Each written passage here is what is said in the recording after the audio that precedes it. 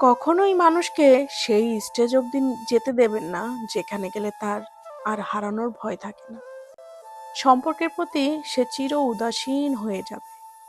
যেই স্টেজে মায়া, মমতা, ভালোবাসা, টান, বিশ্বাস কোনো কিছুই অনুভব হয় না, এমনকি ছেড়ে যাবার কষ্ট অবধি না। ভালোবাসা, যত্ন, সম্মান, সময়, গুরুত্ব, আচরণ না পেলে মানুষ ধীরে ধীরে অদৃশ্য হয়ে যায়, দিগন্তে মিলিয়ে যায়। সম্পর্ক তখন মানসিক যন্ত্রণা হয়ে দাঁড়ায়। ভালোবাসা, প্রেম, মায়া, মমতা, যৌনতা সবকিছুই তার কাছে ফিকে মনে হবে।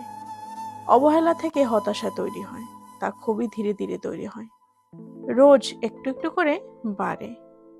এই হতাশাকে ধীরে হতে দেবেন না। খারাপ লাগা কখনো চেপে রাখবেন না।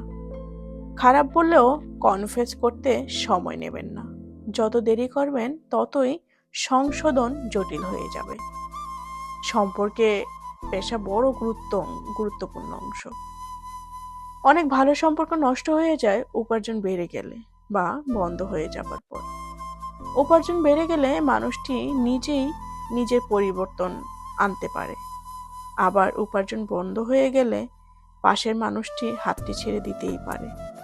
আর যে হাত ছেড়ে দিল নিজের ভালোর কথা ভেবে, তাকে ভুলে যান।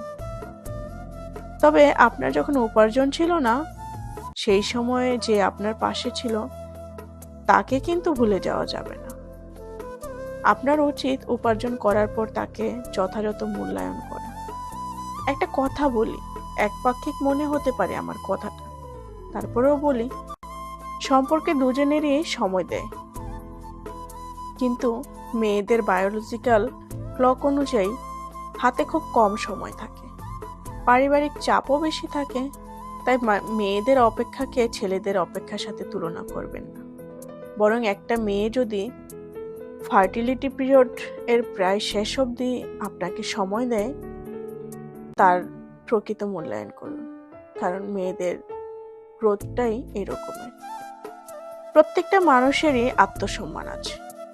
কাউকে টাকা পয়সা, পেশা, ফিউচার নিড, গায়ের রং বা স্ট্যাটাসের খোঁটা দিয়ে কটু কথা বলে যাবে না, বা মনে আঘাত দিয়ে কথা বলে কখনো বস্তু বিশেষ উপহার দেবেন না। আপনার সেই উপহার গ্রহণযোগ্য নাও হতে পারে। কথার আঘাত কথাতেই সারানোর চেষ্টা করুন। উপহার কখনো কথার আঘাত সারাতে পারে না। নিজের সঙ্গীর শারীরিক এবং মানসিক যত্ন নিন। সবকিছু ডাক্তার, মনোবিদ সারাতে পারে না। এই যত্নের অভাব থেকে নিরাপত্তার তৈরি হতে পারে। আর মানুষ স্বভাবতই ভালোবাসার মানুষটার কাছে সবচেয়ে বেশি নিরাপদ থাকে। যদি কেউ আপনাকে তার জীবনের সমস্ত ইতিহাস ও বর্তমান খুলে বলতে চায়, তবে কখনো তাকে পুরনো সম্পর্কের খোঁটা দেবেন না। অতীত কেউ বদলাতে পারে না, কিন্তু বর্তমান নিজের হাতে। বর্তমান সুন্দর হলে ভবিষ্যৎ সুন্দর হতে পারে। আপনি যদি অন্যজনের আত্মমর্যাদা বা অনুভূতিকে সম্মান না করে বারবার ছোট করে কথা বলেন, তার খারাপ লাগার অনুভূতির গুরুত্ব না দিয়ে তার দোষ খুঁজেন বা অপমান করেন, যদি আপনার মধ্যে সবসময় রিভেঞ্জের মনোভাব থাকে, তাহলে সেই সম্পর্কের প্রতি সঙ্গী আগ্রহ হারিয়ে ফেলবে। একটা সম্পর্ক টিকিয়ে রাখার জন্য যত্ন, সময় এবং আন্তরিকতা ভীষণ প্রয়োজন।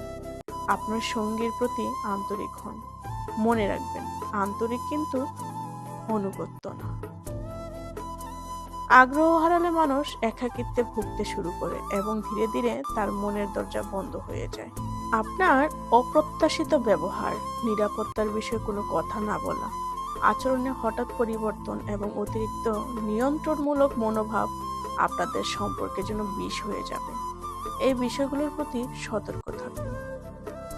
হয়তো আপনি কাউকে ডিস্টার্ব না করে সকলকে অবজারভেশন করতে ভালোবাসেন, করুন, কিন্তু মাথায় রাখবেন, আপনার নিঃশব্দ অবজারভেশন যেন অন্যকে কিংকর্তব্য না করে দেয়।